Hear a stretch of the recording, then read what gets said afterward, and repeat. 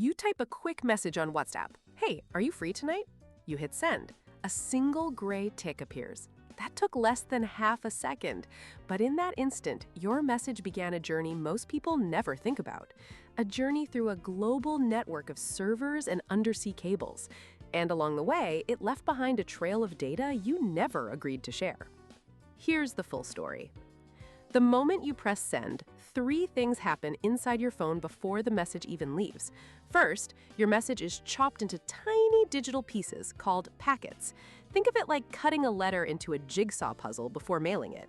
Second, each piece is locked in a digital box. This is end-to-end encryption.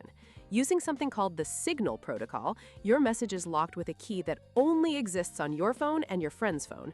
Not even WhatsApp can open these boxes and read what you wrote. But the third step is where it gets interesting. Your identity gets attached. While the content is locked, the metadata, the who, what, when, and where, is not.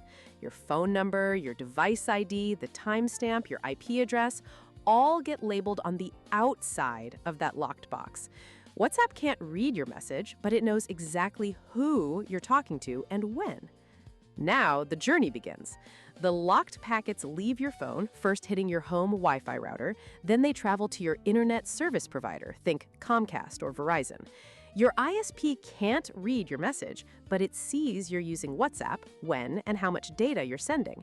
From there, it's off to a massive metadata center. A WhatsApp server acts like a digital post office. It receives your encrypted packet, still unable to open it, but it logs everything. Message sent at 9:47 p.m. from this number to that number. Size 47 bytes. Every message creates a permanent metadata record.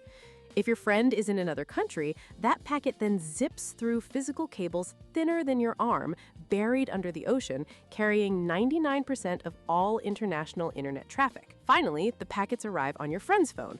Only their device has the unique key to unlock the boxes. The pieces are reassembled and your message appears. Hey, are you free tonight? This is why we have the ticks. 1 gray tick means your message reached the WhatsApp server.